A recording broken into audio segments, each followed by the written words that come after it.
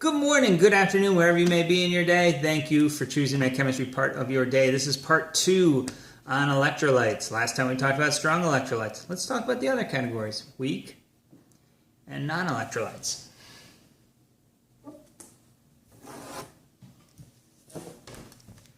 All right, so once again, refresher. Electrolytes means ions. More ions, better electrolyte. So strong electrolyte strongly or completely produces ions, and it's best represented broken apart into the individual cation and anion. Weak electrolytes are going to be things that weakly produce ions, so significantly less than 100%. Is that 1%? That's why it's in quotes. It might be 0.01%, might be 2.4%.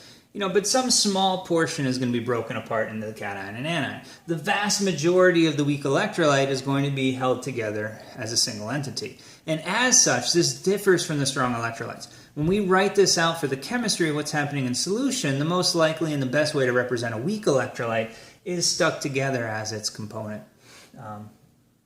assembly, I suppose. Whereas with the strong electrolytes, we want to represent that as individual ions. So that's going to take a little bit of getting used to. Strong, break apart. Weak, we're going to keep it together because that's the best representation. Here, this is the vast majority. Strong electrolytes over here is the vast majority. And that's what we want to represent. So just to kind of refresh that. So how do I know a weak electrolyte when I see one? I'm glad you asked. How do I know when a board falls on my head? It hurts. All right, there we go, weak electrolytes. So we're really going to have two categories of weak electrolytes, weak acids and weak bases. So let's start with acids. And once again, as far as Chem 101 goes, if you're using this as a refresher in your upper level class, different things change. But as far as acids go, we're going to recognize at this level of our chemical knowledge, an acid is anything that starts with an H. Easy enough. But then how do I differentiate between strong acids and weak acids? Well, and again, this is at the lower level, at the Chem 101 level. It's going to be an acid that we did not memorize as a strong acid. So once again, we have to memorize our strong acids. I know you already have this in your notes, but once again, here are your strong acids, HCl, HBr, HI, all in the same family. Then we have nitric and sulfuric, the dangerous ones from lab, and perchloric acid. Now that we've already memorized these 6, now we can take a different acid, and then again, if it starts with H and it's not on our list, it's a weak acid. So this could be something you've never seen before. Maybe you've never seen H2C2O4. Maybe you've never seen oxalic acid before. Doesn't matter. Starts with an H, not on my list, it's weak. HCN, acetic acid, hydrofluoric, phosphoric acid. So all these different examples of acids. Again, starts with H, not on my list. Easy enough.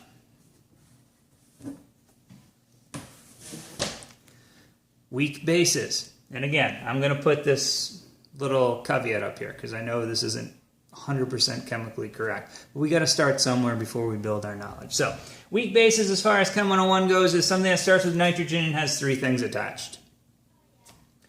Generically, I might call this NX3. And I do worry that this implies that they're all the same and they don't have to be. So NH3 is certainly a base. And with three of these attached would still be a base. NBr3, still be a base. But it could be different things. We could have 2 H's and then 1 CH3 attached. It might look something like this if you're wondering what that looks like. And that's still nitrogen with 3 attachments. So if it starts with nitrogen and it's not NH4 or it doesn't have 4 things attached, you can pretty much safely assume it's going to have 3 and some different ways of representing 3 different attachments. But if you have nitrogen with 3 attachments, that's going to be a weak base. And again, these should be stuck together. We do have one more class of molecules to talk about. I'm clearly having board issues on this video. One more class of molecules to talk about is non-electrolytes. So strong electrolytes completely produce ions. Weak electrolytes produce a couple of ions, weak percentage, small percentage. Non-electrolytes produce 0 ions in solution. So let's think about what we have left. In the strong electrolytes, we talked about ionic compounds. So a metal followed by other stuff. So we've eliminated things that start with metals. Things that start with H we know are an acid. Things that start with nitrogen are either an acid or a base. If there's 4 attachments, typically it'd be an acid. If there's 3 attachments, it'd be a base. So this leaves the question, what are we left with? Well, we're left with some of the nonmetals. And I'm going to cheat a little here.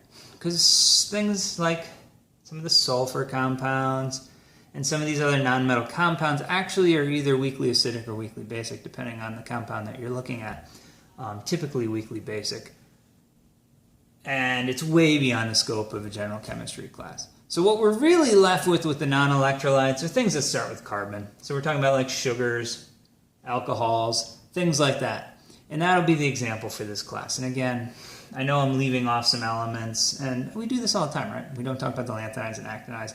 We don't talk about the metalloids, because chemistry is really, it's challenging, and it's nothing we need to take on at a Chem 101 level. So, in summary, starts with the metal. It's going to be a strong electrolyte, breaks apart. Starts with an H, and it's a memorized acid. It's strong. Otherwise, it's weak. Starts with a nitrogen, and it's NH4. We got to remember that's a polyatomic ion. That should be treated like the metal and break it apart. And if it's anything else, we assume it's nitrogen with 3 bonds, and that would act as a base. And, that's about it. And then in things that start with carbon, we'll assume are a non-electrolyte. So, in practice, identify the following compounds as strong, weak, or non-electrolytes. We can do this. So let's just take this first molecule, carbonic acid. Starts with an H. That means it's an acid. And then the question is it weak or strong? Well, I haven't memorized that one. That's what happens in your soda when they bubble CO2 through it. So if I drink soda, I live. So that's an indication that that's a weak acid. Or weak electrolyte. It's both a weak acid and a weak electrolyte. Starts with N. Oh, these are the hard ones. I gotta pay attention here. All right, it's NH4. That's a cation anion. So that's gonna be ionic or strong. We don't have to worry about whether these are soluble or not or any of those types of ideas, because the question is saying assume it's actually dissolved in the water. So all ionics are going to be strong. KBr, potassium's a metal. Bromine's a nonmetal, that's ionic, that's also strong. CH4, all right, so this is a nonmetal. We got to think about it. It's not hydrogen, it's not a nitrogen. That means it's none of the above, and this is going to be non. This is one of these examples that really throw people because we don't do much with them in this particular chapter. We're really talking about the ions and how to generate them. So don't fall for that, pseudo trap question. Calcium, that's a metal. We got metal. Sulfur's a nonmetal. That's ionic, and it's strong. Last example starts with H. Ooh, that's an acid. It's either got to be weak or strong. HNO3, is that on my strong list? Yes, it is. That's a memorized strong acid. Now, I would point out, if you had an example like HNO2, nitric acid, nitrous acid, this would be weak. That's not on the list. It's got to be exactly as written. It's not similar. It's got to be exactly or precisely as on that list. Hopefully you found this helpful. We are ready to start writing reactions in solution now.